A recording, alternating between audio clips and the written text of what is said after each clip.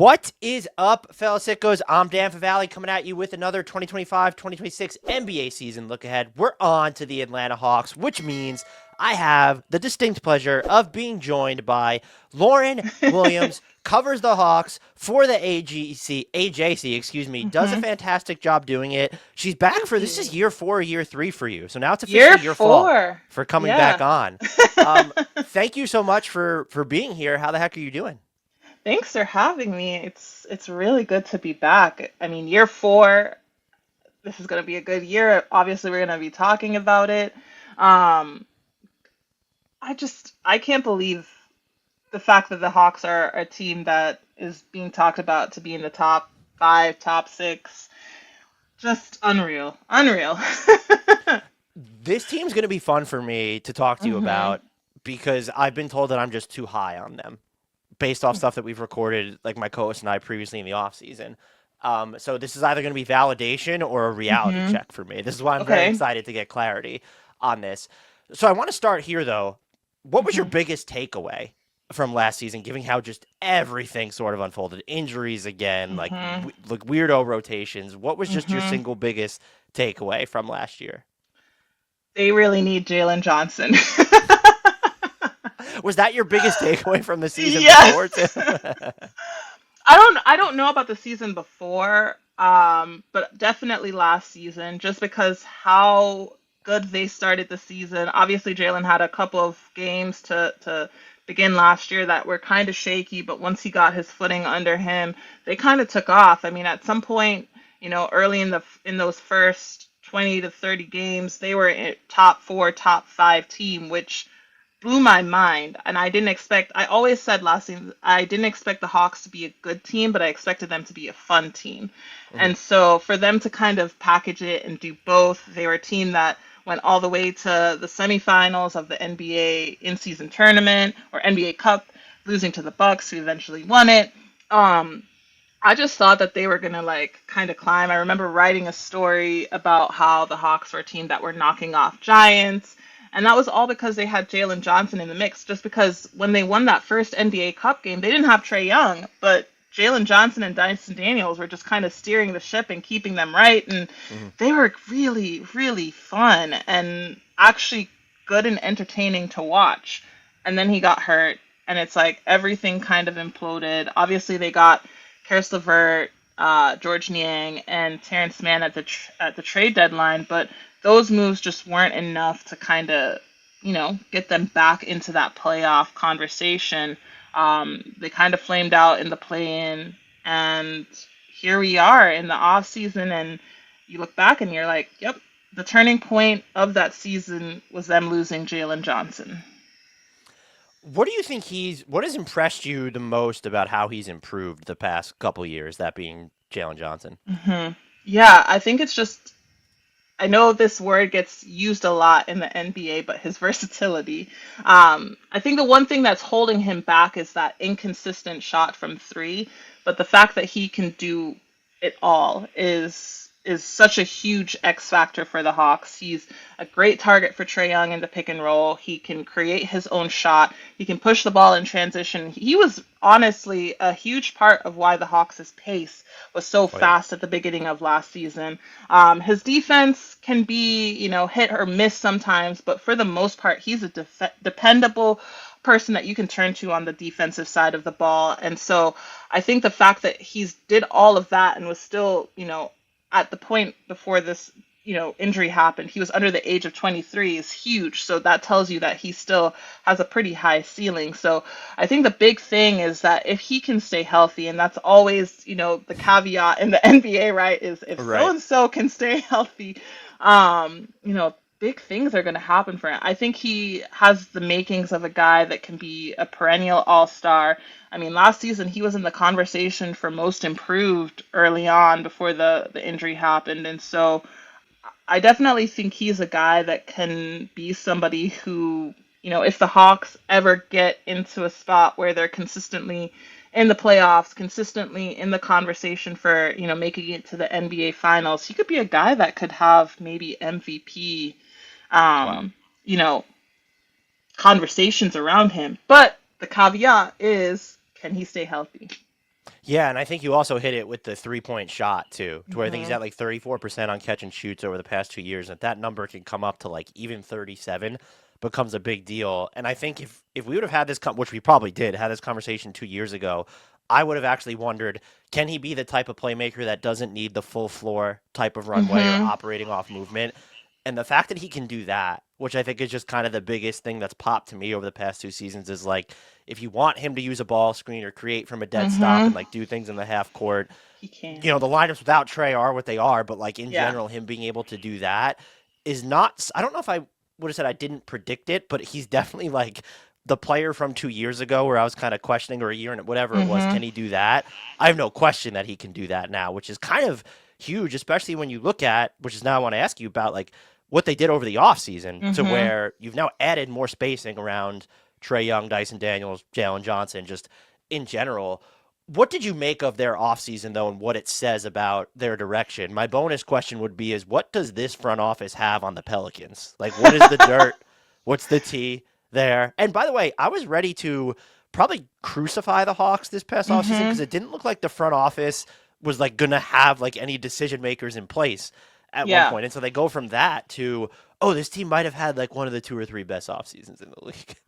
Okay, so if we could like back up to that off the front office talk for a second, I don't think anybody was, at least in Atlanta, was truly surprised when they moved on from Landry Fields, just based on, his first couple of seasons. Obviously, he had a huge, off season and getting Dyson Daniels, and part of that could be having, Ansi Soleil kind of there to help advise and, help with all the things that maybe Landry Fields wasn't necessarily strongest at. I think we were all more so surprised with the timing. I thought that, him getting Dyson Daniels would have gotten him at least another year, especially just based on sort of like trajectory wise in terms of the Hawks having at least a somewhat improved looking team, even though, again, they were still a playing team. But it happening just a couple of days after we had exit interviews, talked to Landry about how the season ended, and him kind of talking about, the like ownership having faith in him. Only a couple of days later for them to say thank you for your services, goodbye. I think that's what kind of shocked everyone. But them getting Ansi Soleil, and then or more so promoting Auntie Soleil and then saying that they were still going to look for a president of basketball operations always struck me as weird, because why are you going to promote somebody and then look for his boss? That always seemed, kind of strange to me. I, figured that maybe they would have just at least promoted him and kind of dangled the president of basketball Mm-hmm. operations title, and maybe, promoted him to that based on performance and everything like that. But maybe that's how it is right now, just based on them giving him the keys and allowing him to bring two other people in, Peter Dinwiddie and Bryson Graham, over from New Orleans and, Philadelphia formerly. So it's just, I think it's huge that they were able to add these pieces that, could continue to, give Ansi the support. And just, he seems like a very solid guy based on the reputation that you hear from several people I talked to. Um, Bob Myers, not Bob Myers. Why am I blanking on? Dunleavy, Mike Dunleavy, out in Golden State. And he Let's just just had keep nothing naming but Dubs executives. It's fine. right. I just, to hear how he spoke about Ansi and just the trust that he and Myers kind of put in him to sort of do some big things. Obviously, he never told me what those big things were, but it The it just nerve. spoke, right. It spoke volumes to sort of the things that Ansi was able to do, and for him to take big swings on a guy like Kristaps Porzingis, but it has, kind of minimal risk, but can pay off pretty big. If they only have him for 1 year, and if they choose to re-sign him, they can. If not, it's like, yeah, we tried, it didn't work.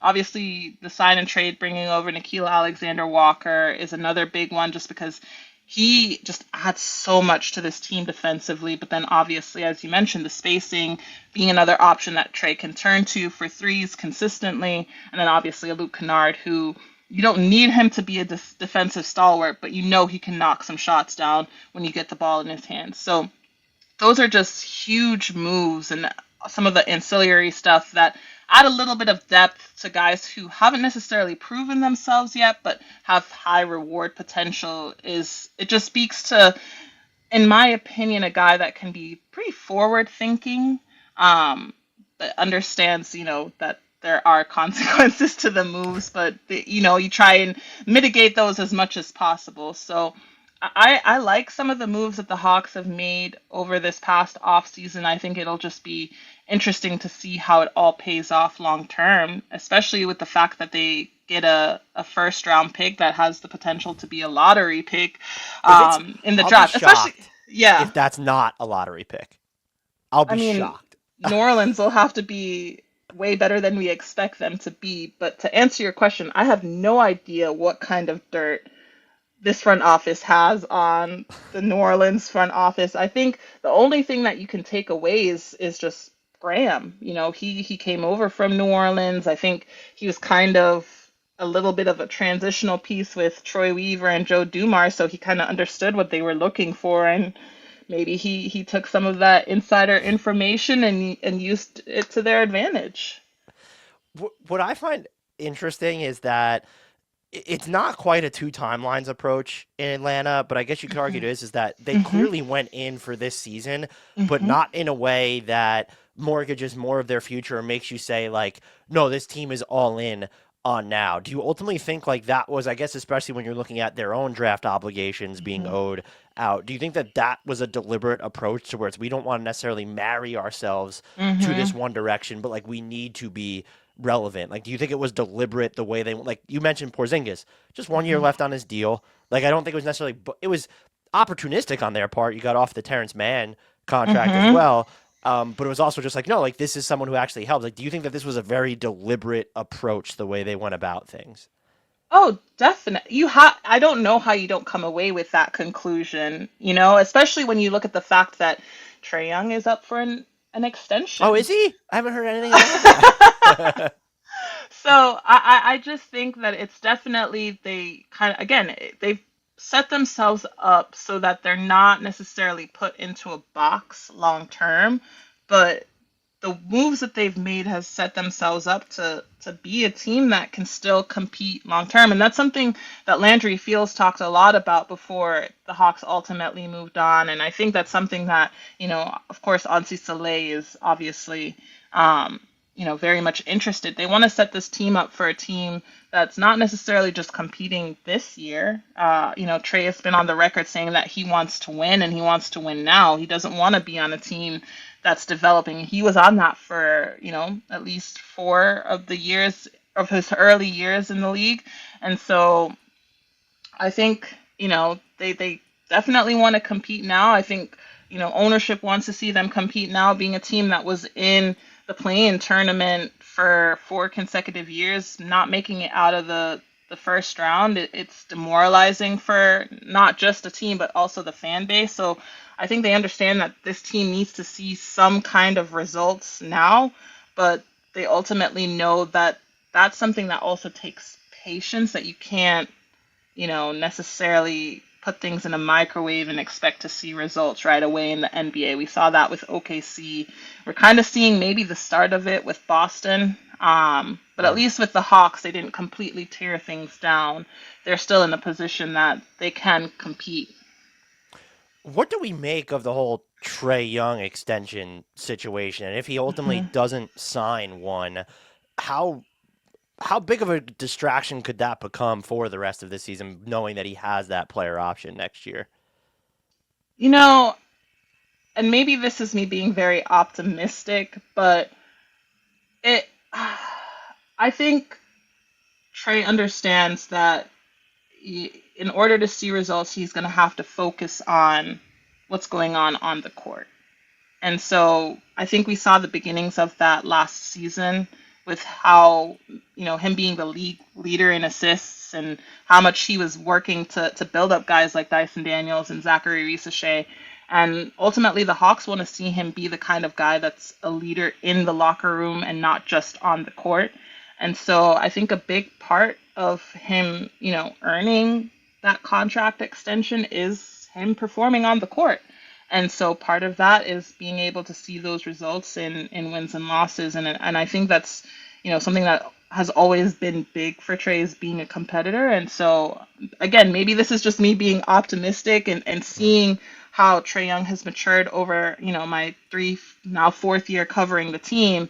Um, I just it's hard for me to see him letting it be a distraction, but maybe I'll eat my words in a few months and people are gonna crucify me for saying that, but I'm gonna take the optimistic route. Do you have I view him as like it was him and De'Aaron Fox as I viewed as a gauge for whether front offices were going to be more specific about the type of players they gave these max contracts to in the Hmm. era of aprons. And you look at a guy like De'Aaron Fox ends up getting the max. If I'm Hmm. Trae Young, like I'm pushing for something like do you view him as a max player in this league or even through the Hawks' lens? What I find interesting is I think Jalen Johnson's excellent, but I don't know that you look at anyone else on this roster and say like they could be, even Jalen Johnson included, say they could be the best player on a contender, and maybe the Hmm. Hawks could potentially field equivocate the same way on Trae Young. I just find it fascinating given how much I think he means to the organization's on court livelihood that Hmm. he's maybe not viewed as just this auto max or close to it guy.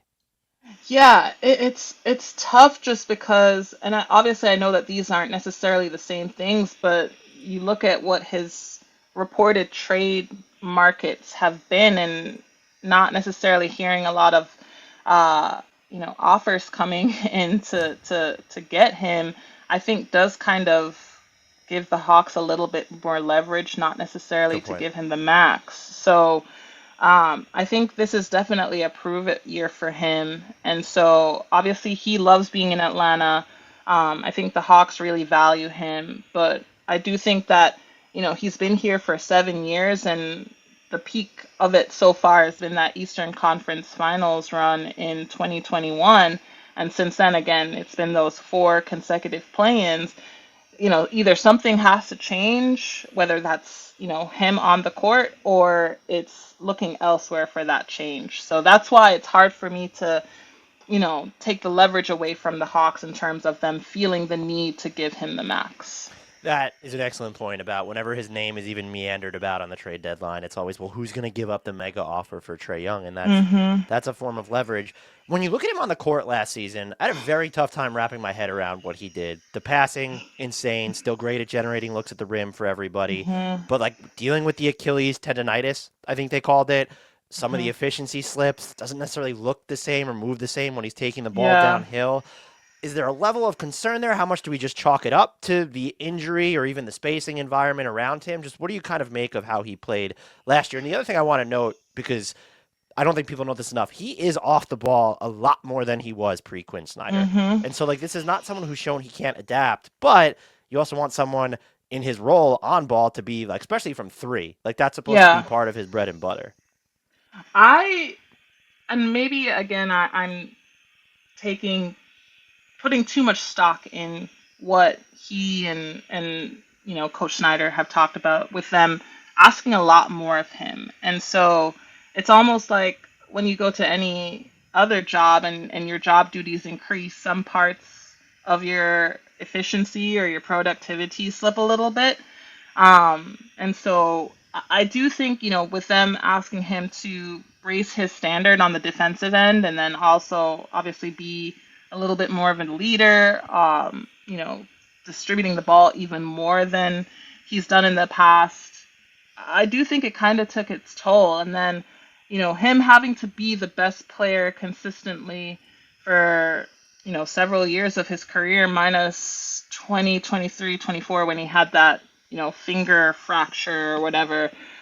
It does take its toll on your body. But I do think the Achilles, it certainly played a role in him not necessarily having the same burst, but the fact that he was still trying to play through it, I don't know. I feel like that speaks to his commitment. But I do think it definitely impacted his efficiency and ability to get to the rim, ability to knock shots down from deep.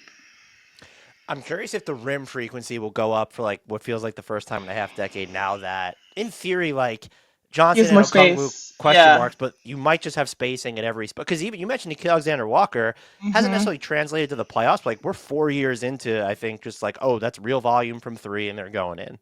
Mhm. I do think we should. I mean, I think part of it too is like with Clint working so closely to the rim, I do think that did impact Trey's ability to actually pick defenses apart and get some of those floaters, get some of those shots, because especially toward the end of Clint's tenure in Atlanta, Clint Capella's tenure in Atlanta, you didn't really see him, and that's just wasn't his game. He's not somebody that really moved away from the rim.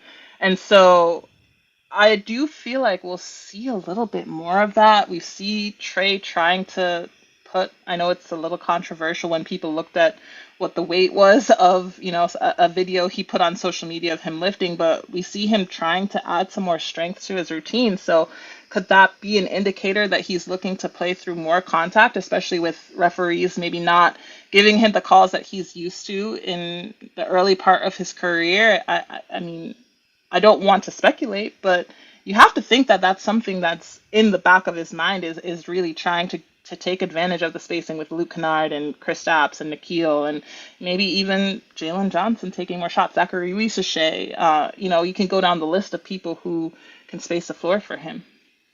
The front court dynamic between Onyeka Okongwu and KP, they could play together, and I'm sure they Mm-hmm. will. But when that's happening, Jalen Johnson's not on the court. So I'm just Mm-hmm. who do you see this team starting between the two when you look at KP and Uh, Okongwu? And I think if they pick, like, let's say they choose one of those starters, do you think it'll say a great deal about who they think is the best to help optimize Trae Young, to where it's they'd rather see him next to Porzingis' shooting, or they would rather see him next to Onyeka Okongwu's defensive versatility?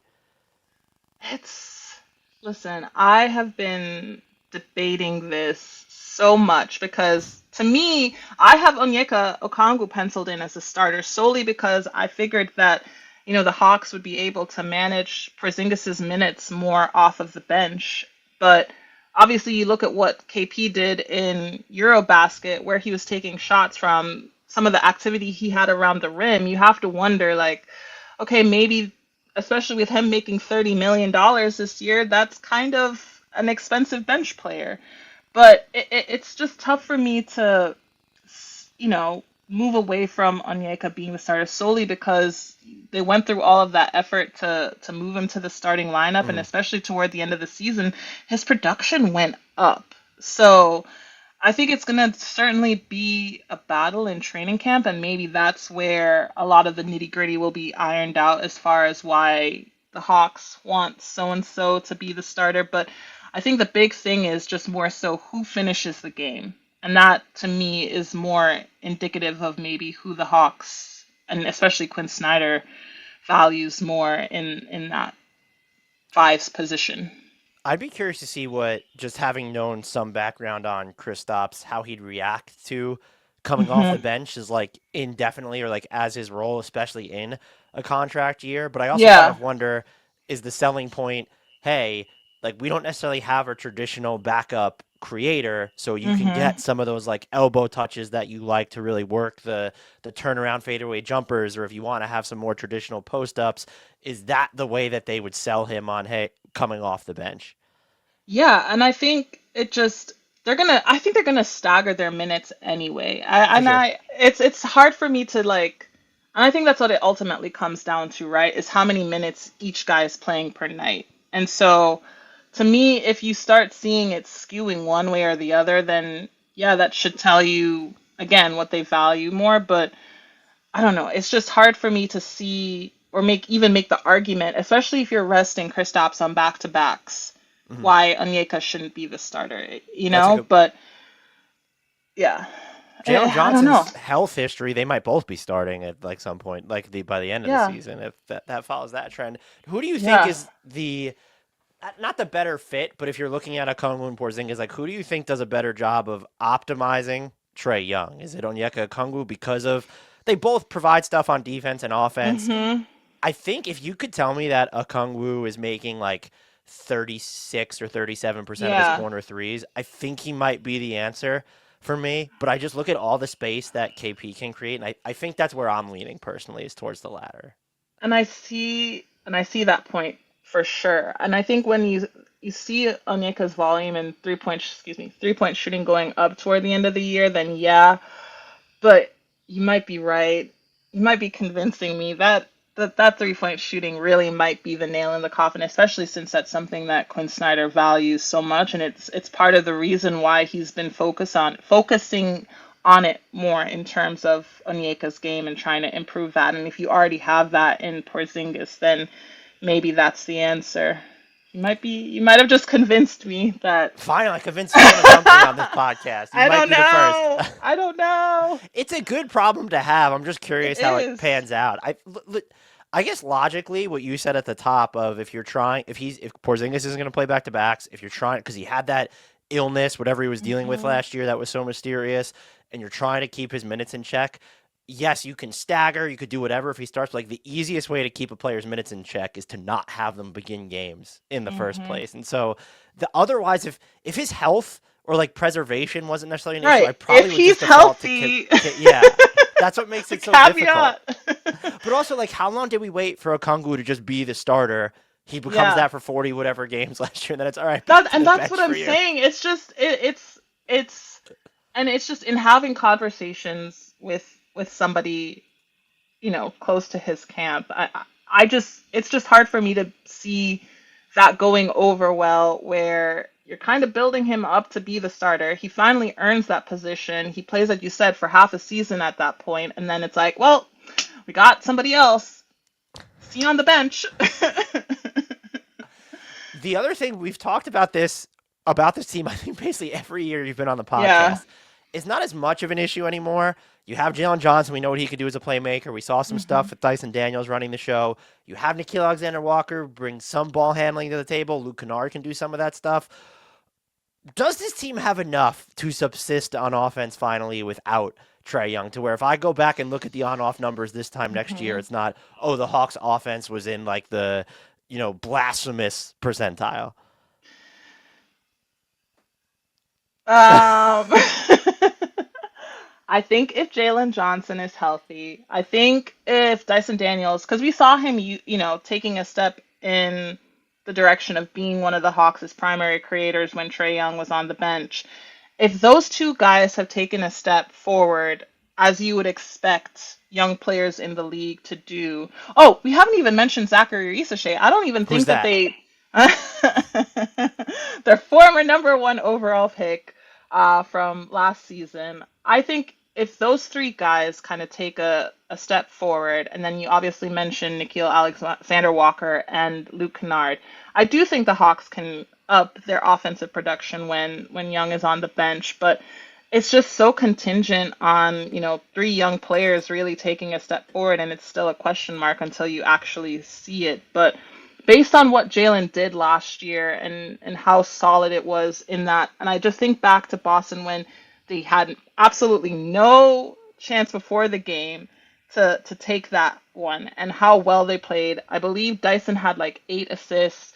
Jalen might have been close to his first triple double that game. Um, it just looked productive.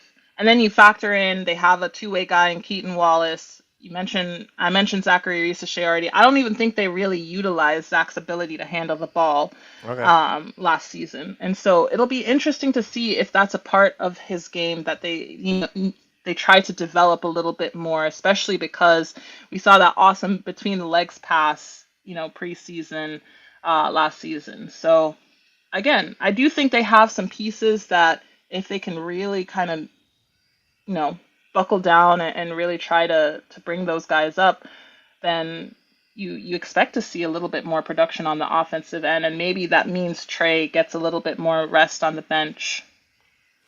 I feel like I would like to see more of Dyson Daniels in that role around, especially if like we can get Porzingis in some of those minutes because Hmm. I like what he brings is like just a decision maker when he's getting into the lane or the way that he can keep the ball moving. But I kind of have this suspicion that aside from Jalen Johnson, of course, Hmm. that there's going to be a lot of like, I might look back on the season and say that Luke Kennard was handling the ball too much. Now, if you told me that what you mentioned before, like, oh, they're really testing Zaccharie Risacher there to give him, Hmm. but I'm totally fine with that, even if it goes poorly, because I like experimenting with youngsters. But the Luke Kennard, the spacing he provides, sure, and he can do some of that, but this just Yeah. it makes me a little uneasy because I feel like he's going to have more backup or tertiary ball handling responsibilities, then I want him to. And I don't know. I think we saw some good things out of Dyson Daniels in stretches where they won't need to rely on Luke Kennard. I mean, I think a lot of people forget that Dyson is only 22. And Hmm. so he's another young guy that you can experiment with the ball in his hands a little bit more, and it's just sort of, working on his confidence and his quick decision making a little bit more. And so Dyson is a guy that, watches a lot of film, especially that's what helped him defensively. So you have to imagine he's doing the same thing on the offensive end. You know what I mean? Hmm. So Dyson Daniels completely flips the script on that second DeJounte Murray trade. Mhm. Aside from the steals and deflections, what stood out most to you about the way that he played slash improved last season? To me, I think it was just how much he really utilized that floater down the middle. And I think defenses really started to kind of pick up on it toward the end of the season. You saw some of that production go down a little bit, but I think too, I was surprised with how much the Hawks had him shooting the ball from three, knowing his reputation as a three-point shooter. But if, they're very much committed to trying to get that sort of number up, even if he's taking just, say, 3 attempts per game, I think Mhm. that'll be huge. But um, yeah, I think I was also just surprised at how much they had the ball in his hands as well. But it clearly worked out, and you see the foundation for it to be something that they can try to work on and develop a little bit more, especially because he's a guy that just sort of, to me, opened up their offense in a way that you didn't expect. Mhm. Just because you had Trae looking to him as a guy that could knock a shot down from three, even if it didn't go in. He was still willing to take that shot, and I think that's still a big step for him, especially since that wasn't something that he did in New Orleans those first 2 years. Yeah, the some of his getting to his floater in those slowed down situations is what stood out to me the most because even in New Orleans when he could get to that floater, but it felt like it was always happening in transition or already against a Mm-hmm. tilted defense. So him being able to do that was huge. How much value or importance do you ascribe to the 3 point volume either staying the same or coming up to 4 attempts a game or something? Because those threes he's taking, yeah, sure, he shot. What did he end up at 35% or something? Like that's Mm-hmm. great, but like Something like defenses that. really still just don't care. And I don't Yeah. know when you look at the way he shoots. I also just don't know what needs to happen for them to start caring. And so I wonder if it's like, Yeah. is there something more important than that 3 point shot when you're looking at the continued development of his game? Uh, I do think. Hmm. And it's funny because I did have a conversation with somebody about what it was about his shot, and they would say that, it's like his arc is too flat, and he doesn't. It's like you can see him thinking in real time to take the shot from Like three. buffering internet with it, yeah. Yeah, even when he was wide open. So I do think if maybe you can work on sort of that release time, that maybe that's something that can allow him to get that volume up. But I think the big thing too is maybe some moves in the post is something that he can maybe unlock in his offensive game. He's a bigger guard. Hmm. Obviously, you're not going to want him doing that against like a 7 foot center or even a 6'11" power forward or whatever. But if you can get him doing it to a guy that's smaller, a Trae Young-esque guard or even a guard that's like 6'5", I think that could be something that could really unlock his game, especially. Sorry, go ahead. Oh no, no, I was just I hadn't really thought about that, and then it's Hmm. well, if you have like KP on the floor, you could have cut like Nikhil Alexander, where you just have guys or Luke Kennard moving around him, like Yeah. that could unlock his playmaking even more too by doing that. Especially because he does have the natural instincts to cut to the basket. So it's kind of like obviously that's mostly off-ball movement, but if you can sort of find a way to like put that together with his moves on the ball, like I don't know, there's just something there. Maybe this is my optimism coming out. Maybe I'm too optimistic about what these players can do, but I don't know.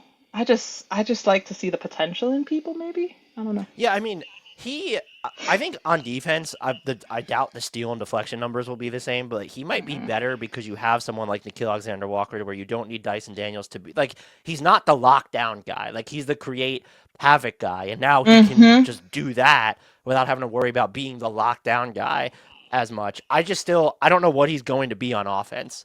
long term. Yeah. I think there's real value there, but that's just what I'm curious. And you mentioning like post touches or maybe even like he is strong. Can you use him as more Hmm. as a screener even more and have him do stuff out of the short roll if you have enough space?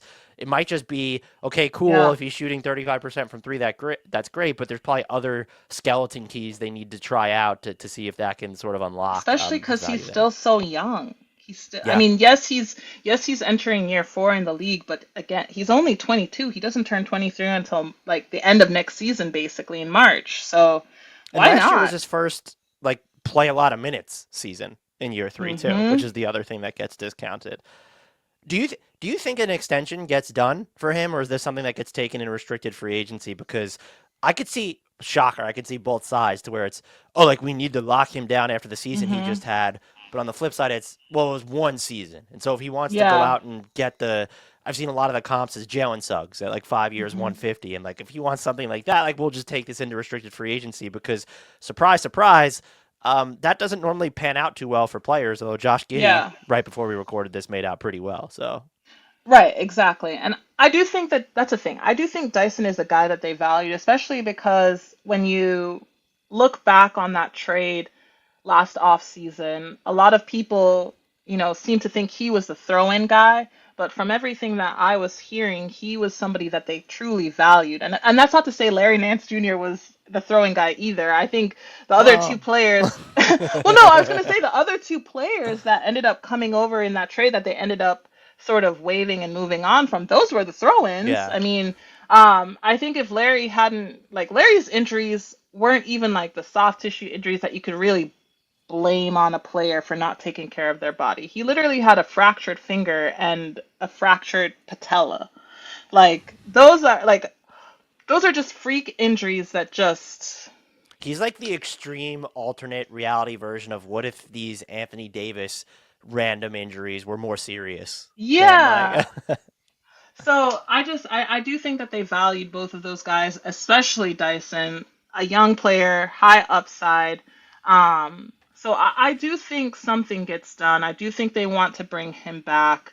And so we'll see if it actually ends up happening. This front office, especially now under, Anse Soleil's kind of leadership, is not one that really likes to talk about player extensions.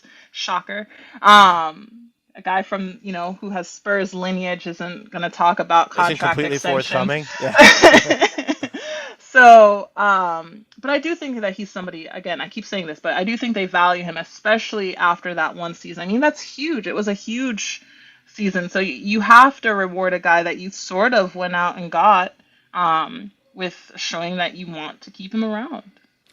I think an extension is going to get done because I believe he's probably willing to accept less than a lot of people think. Like I'd be if he got the Jalen Yeah. Suggs like 5 and 150, that would actually surprise me because he has the uncertainty of those first 2 years baked in. So that's why Hmm. I think I would expect something to get done.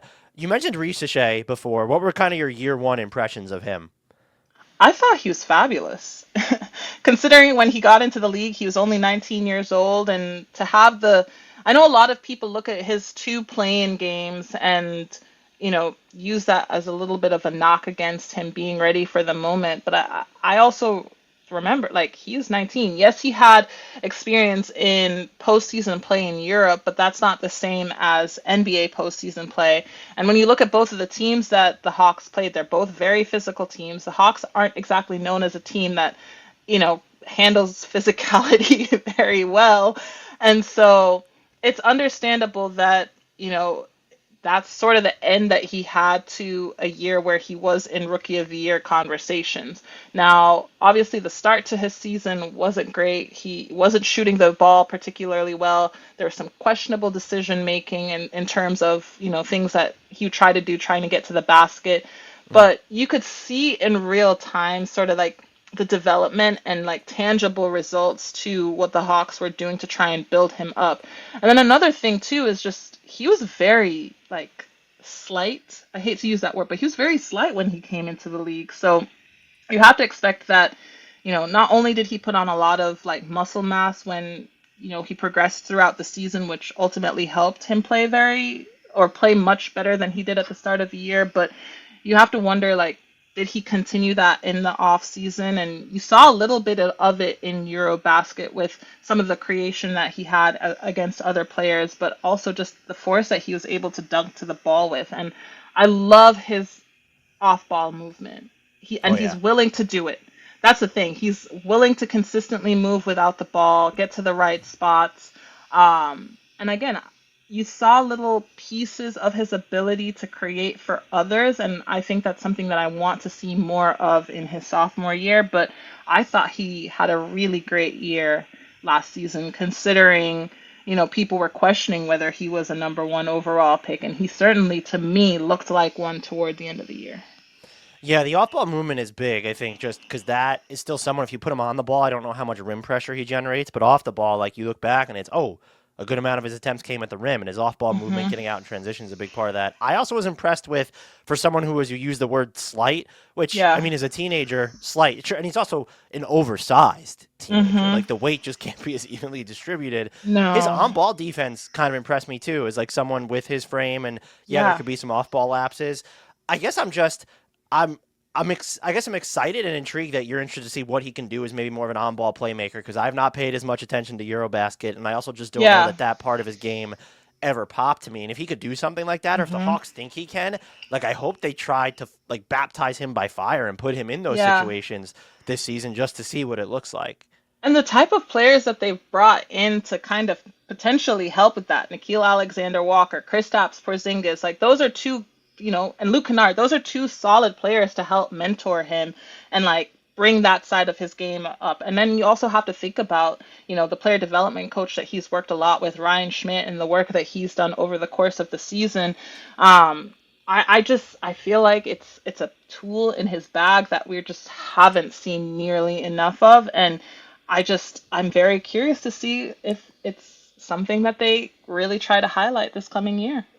And how much do we buy, or I guess not even buy into it, but like where's the happy medium for him from deep? Because like you mentioned, the slow Hmm. start, on fire to basically close the season.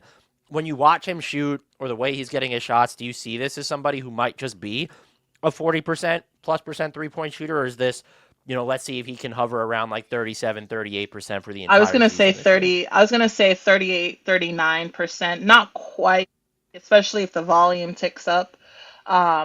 But yeah, I think 38% is pretty solid, marker for him to be around just because toward the end of the season, yeah, we saw him around like 40, 41%. And I just think that's kind of like the higher end of his kind of like ceiling, I guess. Not ceiling, but kind of higher end of, what he's able to do. So, and I think like the lower percentage is probably like 35, which isn't As a terrible, but floor, yeah. yeah. So I definitely feel like 38 is like the good median for him, just because his shot arc, we were seeing him take quicker shots when the ball got in his hands. He wasn't bringing it down. It was like he was catching the ball at like the right spot or like moving Quasi his no hand dip. Yeah. right and just letting it fly, and it was right on brand. So I think the big thing for him is just really, really finding like his center so that when he does kind of take some of those shots, it's not like too off, if that makes any sense. Yeah. Yeah. Um, we'll get into the rotation in a second, but like, is he going to start? Because he was a start, I know. And then it's what needs to happen for him to close game. Like, what has he Yeah. done if Quinn Snyder decides Zaccharie Risacher is closing games for this team? Well, okay. So I I do have him penciled in as the starter just because it's hard for me to imagine them moving, say, Jalen Johnson to the three if they're trying to keep Onyeka in the Mm. starting lineup, KP at the four, Dyson at the two, and then obviously Trae at the one. That would be Um, such a wild four players around Trae Young. Listen, that's like I know we usually talk about the wonky lineups but that's probably mine. But if anything, if it's not Zach, then you have to wonder if it's Nah, right? Right? That Because would you be the want to only keep Yeah. right, you want to keep Jalen at the four, and then for me it's Onyeka at the five, just because Jalen and Onyeka just play so well together. Their chemistry is just so like chef's kiss. It's like they know where each other's gonna be. They know where to sort of like pick up where the other one sort of drops off, and we just don't know where that will be with KP, especially with him being new to the Quinn Mhm. Snyder system. So it's like the alternative is nah, but I see it being something similar to what happened with DeAndre Hunter last year, where they brought him off the bench, and that allows Alexander Walker to Okay. get into the flow of the game and then have the impact that he is expected to have from the bench. I see Na as sort of like your sixth or seventh man, depending on if KP is coming off the bench. I have KP as a sixth man, giving Onyeka, that staggered minute sort of. He comes off maybe like 7 minutes in, and Mhm. then KP plays the last 4-5 minutes of the first quarter, and then into Do the you think this second. team is still built to maintain its like league high transition frequency from Yeah. last year, or could dependence on like Kennard and KP slow things down a little bit? I do, especially if Jalen is healthy. Right. It's just hard to not play that pace if Jalen's on the floor. It's either he's going to be finishing at the basket in transition, or you have guys like Zaccharie, Trae, kind of filling in for him um, when they come up. So I don't know. I do think, yeah, KP kind of, but I think the expectation is KP is going to have to match that pace, don't you think? He can hit Especially with him being the the new trail guy. threes too, I guess. Still, like that's still part of his game. True. Same with Kennard, right? Yeah, and I guess with the number of turnovers we know Dyson Daniels is going to force, what Jalen Johnson's going to do after every single rebound, basically, and then Yep. now you add Nickeil Alexander-Walker into the fold, there should be enough pace driving there. But it's kind of refreshing, I guess, would be the word to just wonder, like, oh, team is built around Trae Young. Are we worried about him slowing things down? And I think he's done. We saw this towards the tail end of Luka's time in Dallas. Hmm. Trae's done a better job of like maybe himself not always playing with more pace, but allowing the players around him to play with more pace when he's on the court, Yeah. and like that's not insubstantial. No, and again, I think you have to go back to is like, what is he playing for? Like, if you want to prove to your front office that you can lead this team, you got to play ball, right?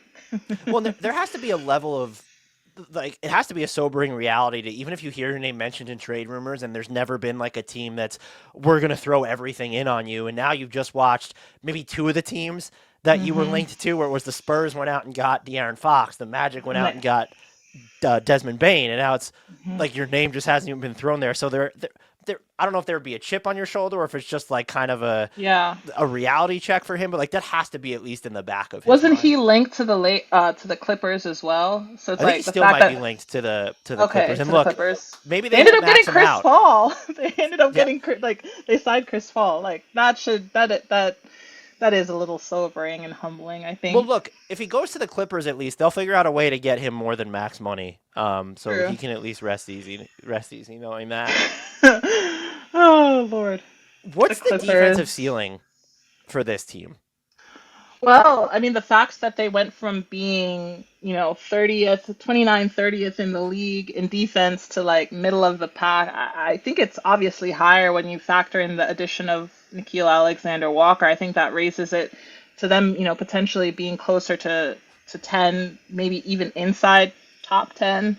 Mhm. I don't think they can be as high as top five, but maybe, somewhere around 9, 10, considering they were what, like 14, 15 toward the end of the season. Well, not the end of the season, but at least midway through the season. Man, if they're top 10, like I wonder what that says about where they are in the Eastern Conference, because I think that if Trae Young is even slightly more efficient, if you assume Jalen Johnson's healthier, like the offense when Trae's on the floor when he's not at his best is like Hmm. going to be decidedly above league average. Top 10 feels ambitious, but again, the personnel around Trae Young feels like it's and like they don't have you mentioned Jalen Johnson very early on this podcast, not an excellent defender, but someone who can be Hmm. moved around defensively. Yeah. And now both your centers like Kristaps Porzingis' rim protection, Onyeka Okongwu's versatility. I kind of wonder, like, are they a little? I don't want to use the word small, but are they going to be physical enough on like the glass? Like when you look at Yeah, I KP, think and the then go ahead. yeah, I Sorry. think the physic no, no, sorry. I think the physicality is the only thing that concerns me. But we didn't even mention a guy like Mo Gueye, who I do think is I going to love end Mo up Gueye. being right. I do Yeah, think he's going to end up being in the rotation, even if he's not necessarily playing like 15, 20 minutes a night. I still think he somehow gets like maybe 11, 10 minutes. Just because, again, to monitor a guy like Kristaps's minutes, you're going to have to sprinkle in some other people. And he has the depth to play both the 4 and the 5. And so I do think that he's somebody you got to mix in there. And he's a guy that has such a high defensive floor. He covers Mm. so much ground. He has great instincts at the rim. I mean, he was blocking shots almost left and right last season. And so I think with him adding so much more muscle to him this offseason, you got to expect him to be somebody that they throw into the mix. What is he on offense? Aside from a disaster. I mean, his shot mechanics are there, but it's just like they weren't going in. They were either like he just has either too much power from the corner or he's like just slightly off when he's on the wing. But I mean, I just that's the thing that is the big question mark is can he, be somebody that maybe works inside the post? I think part of it might have been again, he's kind of like Zach where he's slight, he's kind of small, smaller than your traditional power forward, but he has the strength and when you add a little bit more to that, I mean, maybe that opens up something more. I'm not particularly confident in his ability to handle the ball. But I do feel like he's somebody that can certainly take advantage of more mismatches. He just has to find them. Do you have any early impressions of the other part of that Pelicans trade, which is rookie Asa Newell? I like Asa. I just don't think, especially with how much depth this Hawks team has, I don't think he's going to get a lot of minutes in the main rotation. I think he's probably going to spend a lot of his time in College Park with the Sky Hawks, their G League team. Just because, like, again, you said we're going to get into the rotation a little bit more too down the line, but you name, you got 9 players ahead of him. Mm-hmm. Trae, Dyson, Zach, And he's like, KP, because I don't think he Onyeka, could play. Jalen. Maybe at some point he could play the 5, but I don't think it's right now. And he definitely probably shouldn't play the 3. And so when you're just at that 4 spot, when you have Jalen Johnson, when you have Kind of you mentioned Mo limited. Gueye. What's that? Yeah, Sorry. I was just saying it kind of limits Yeah. him a little bit. I did like what I saw from him in summer At league, Summer though. League, Yeah, yeah. he felt very plug and play. Even had some moments where he like got to his put the ball on the deck and was able to make Mm-hmm. things happen. If he hits outside shots consistently, and I know we say this about a lot of players, but that Yeah. becomes like a huge swing skill for him. I think I think one of the things that the Hawks has done a really good job of, especially since Quinn Snyder has come here, is really they haven't really baptized their rookies by fire. I mean, I think Zach is a little bit of the outlier solely because a number 1 overall pick, Right. you got to. Right. But when I think like Kobe, they've brought him. Granted, I know Kobe Buffington. I know he's been hurt, but they didn't play him a ton his rookie year.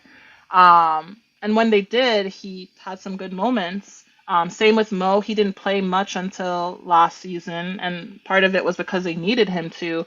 But they've really tried to develop they really tried to give their rookies a plan and sort of follow it. So it's tough for me to see them, really throwing Asa into the mix, especially because they have so many veterans around him and so much versatility that they don't necessarily need him.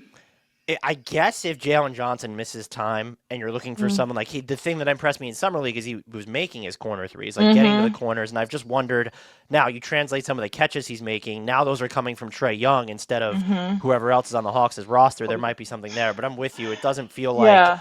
there's going to be if they're healthy. There just doesn't feel like there's going to be room unless Mo Gueye is so bad on offense. They're like, hey, let's throw some Newell in there to get like the third Yeah. string 4 minutes or whatever.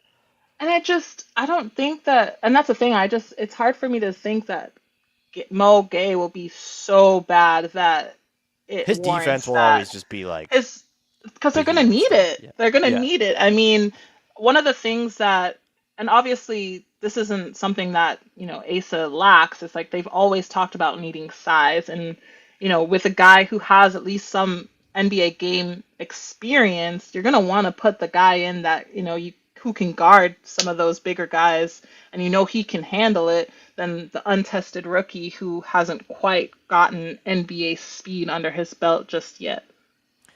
Are there any youngsters that interest you long term for this team? And if it's not next season, are we like, what's the Kobe Buffkin experience going to be like? And Fale Yeah. Dante, they went to some trouble to get him. They have Nikola Jurisic on there, and he had some like interesting summer league moments. Yeah. This team is so strange.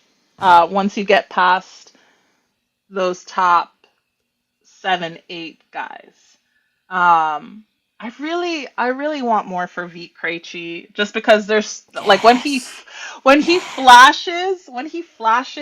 he flashes, and especially with him getting some consistent minutes last season, he was playing well, and it's like almost as he builds up to playing well, he gets hurt, and then it's back to not necessarily square one, but maybe square five if we're doing 10 squares or something like that. But I'm curious to see, what Juricic is, though I just don't anticipate him playing a lot of minutes. I just really don't.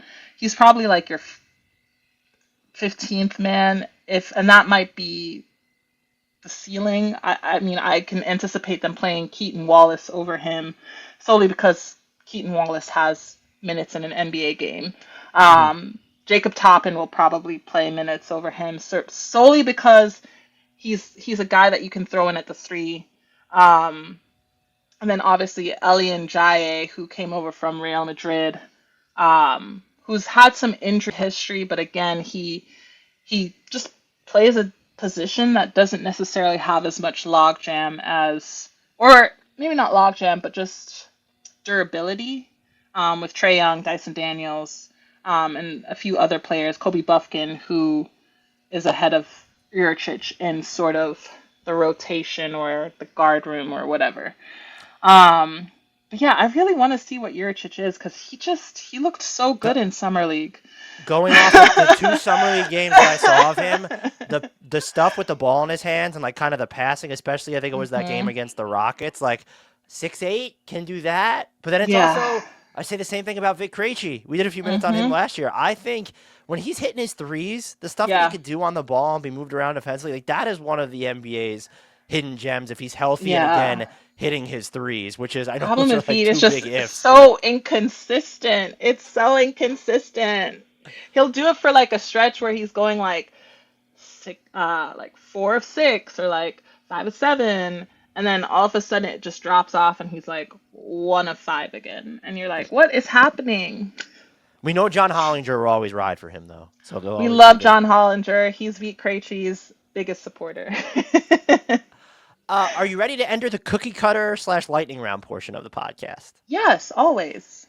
We've talked a lot about strengths, weaknesses, but looking at the roster right now, what do you view as its single biggest weakness or need heading into the season? Single biggest need. Mm. It's it's tough because I guess maybe the same thing as last season is just like that question mark is who handles the ball outside of Trae and Jalen. Like, what's Mhm. your third option? And you don't have a clear cut, in my opinion, third option. It's all by committee. And it would be kind of nice to have a little bit more of a clear cut option. Is there anything, whether it's a storyline, a strength, a player, whatever, about this team that you think is flying under the radar that deserves more spotlight? I think the big question is just what is Kobe Buffkin able to do fully healthy? I think that's the storyline that's probably flying under the radar just because he's been in the league 2 years but only has about 27 games under his belt in 2 years. So I think a lot of people want to see what he can do and if he is that viable third option behind Trey and Dyson and sorry, Trey and Jalen. I remember saying some pretty inflammatory things about Kobe Buffkin coming out of the draft, where it's like he'll Oh, defend and he'll get to really? the rim and he'll hit Oh, threes. I was yeah. like, he's gonna be good, and man, Listen, a lot of us had very high hopes for Kobe, and I do think the tools are there, but it's just like if you can't stay on the court, like and his injuries have just been like ankle injury. He had a back injury. Last season it was his shoulder that ruled him out for the year. So it's just kind of like weird. It's just weird stuff, you know? yeah. Which leads me to this question. Building a 10-man rotation for this team. I have Mhm. 9 locks. And so I just want to read Mhm. them off to you to see if you think I got the 9 locks. I have Trae, Risacher, Daniels, Johnson, Porzingis, Okongwu, Luke Kennard, and Mo Gueye as Mhm. the 9 locks. Who gets the 10th spot? Krejci. Yes. Wanted to hear that. But my caveat, that's my 10. I think they're probably gonna go with Buffkin over Krejci solely because high draft pick. Well, not high draft pick. I think what was he? 15. He was close to the lottery, right? He was 15, and so you know you draft a guy in the first round. Your three of your lot or two of your last three first round picks aren't giving you minutes. AJ Griffin is out of the league, and then Kobe Buffkin has been hurt his first 2 years in the league. You're gonna want to see what that first round pick is capable of. So is he like? I guess that because I was going to ask you, is there Yeah, anyone so that you could he's see be like surprised? Oh, he's in the mix for like a top 8 spot or something. You think there's a chance that maybe it's Kobe by virtue of like draft, especially maybe Luke Kennard is. Could he be hurt? Is he not playing mm, well? no. I think your top nine is pretty solid. That's kind of who I have as my top nine. So. Next question would be: this is to some extent matchup dependent, but what do hmm you think ends up being their most used or go-to closing unit? Go-to closing unit will probably be Trae, Dyson, Jalen, Porzingis. Ooh, so Porzingis over Onyeka. For closing unit, yeah. Yeah. Just because of his ability to shoot, size, just 7'3". I mean, like, solid rim protected instincts. He makes Dyson Daniels, I think, a lot more valuable too. Just if you have the spacing on the floor at that Yeah, spot. agreed. Is there a weirdo lineup you want Quinn Snyder to try this year? Weirdo lineup. I mean, how weird are we talking? As weird as you want. Honestly, the weirder the better in my book. Like, do we need to get 5 centers out there? I'm fine with that. Do the Hawks have five center? I'm kidding. I'm 5 kidding. bigs, I'll call them.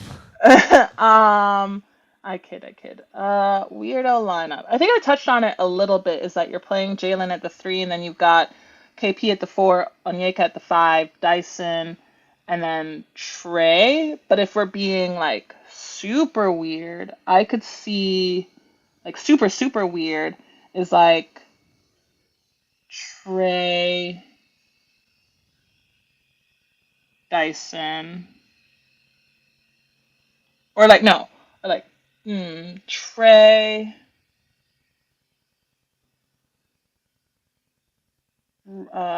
Yeah, I'll go Trae, Dyson, Risacher, KP, and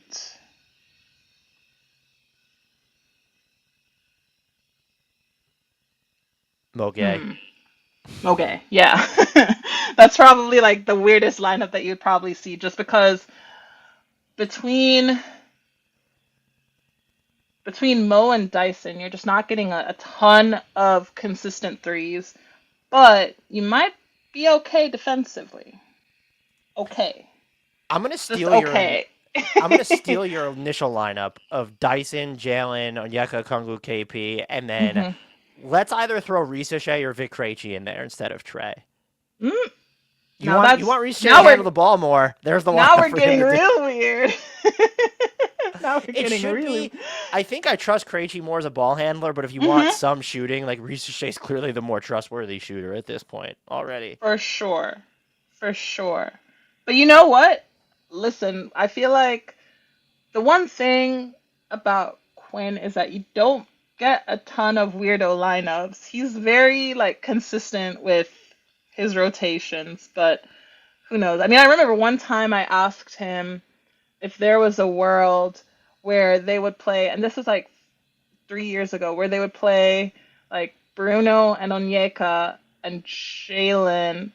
I forgot who. I think it might have been probably Murray and Trae as a lineup, and he looked at me like I had three heads. That means you just asked a good question. That's all that matters. Before we get into just a couple predictions, is there anything we haven't discussed about this team that you think warrants conversation before we move on? I feel like this team is one that will probably, I mean, I know expectations are high, but I think, again, with the NBA's biggest caveat, so long as everyone is healthy, I think this team has probably a higher ceiling than I probably feel optimistic about because I went into the season thinking that they were going to finish the year, like finish the regular season, not even eighth. I think I had them at like 10 or 11. Hmm. And then they ended up at least making it to 7, 8. So I'm just gonna say that they'll probably exceed my expectations, but maybe I'm just again I think too highly of them. So realistically, how many games during the regular season could you see them winning, and where would you see them landing in the the Eastern Conference playoff picture when we're looking at seeding? Yeah, I have them at like 48, 49 games. And to me, I have them at like fifth. Just because I do. Detroit is weird, but I do have Detroit just a little bit higher than than the Hawks, solely because Cade played so well out of his mind.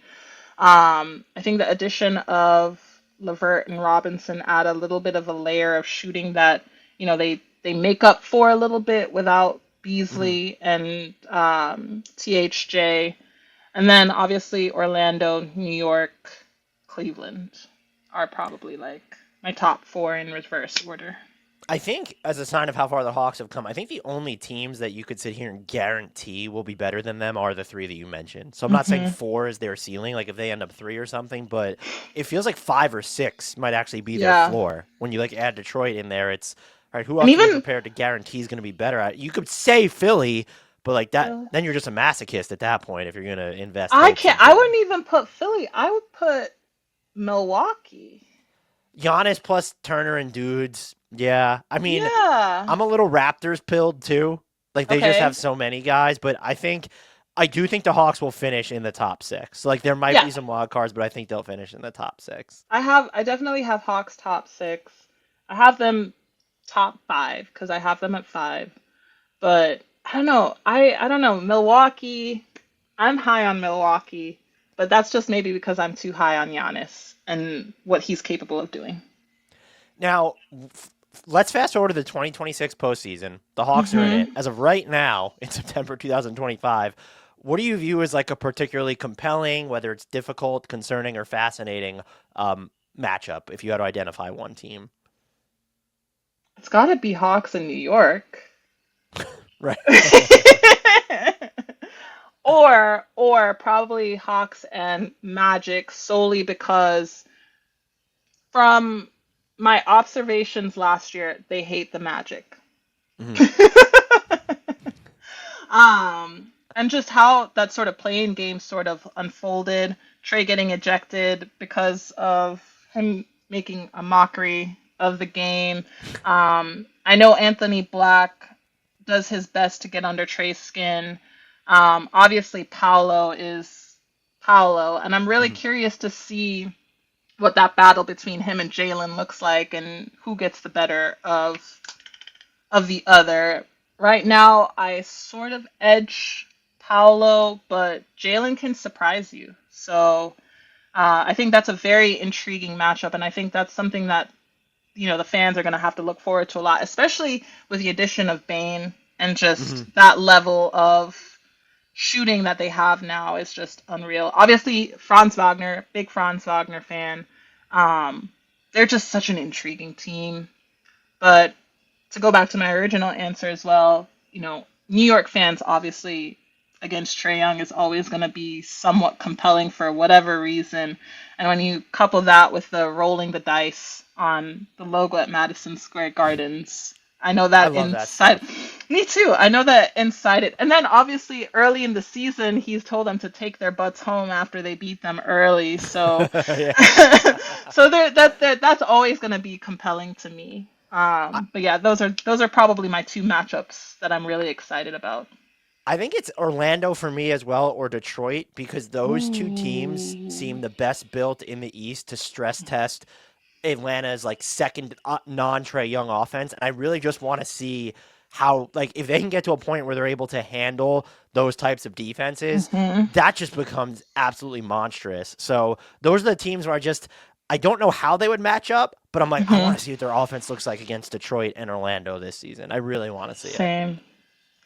Yeah, I don't. I just I love Detroit. I do think Duran tends to get the better of Onyeka. So But it'll he's be the interesting. KP Duran thing when you look at how much like That's Duran gonna just be can't guard fun. Cat. Like I know KP's That's gonna be different, fun. but yeah, like that adds a whole different layer to that entire matchup. Yeah. And I also am really curious to see what they're able to do with limiting Cade. I know that was always an issue. Like they would put Dyson Daniels on him, but it's Cade. He would just get the better of Dyson. So I'm curious if they do some sort of double team with Non and Dyson and like what that is going to look like. The chess match is certainly going to be interesting to see what Quinn throws at JB. Lauren, this was great as always. Thank you for giving me so much of your time. You're able just to Of tell course. our audience where they can find you and all the great work that you do. Thank you. Support local journalism. You can find all my work at the ajc.com, especially after January 1st or after December 31st, 2025. It's going to be all digital. And then, of course, I'll be promoting that work on my Twitter because I still will not call it X on Twitter at Williams Lauren L. The link to her stuff, her social media profile, and her AJC profile will be in the podcast and YouTube description, as always.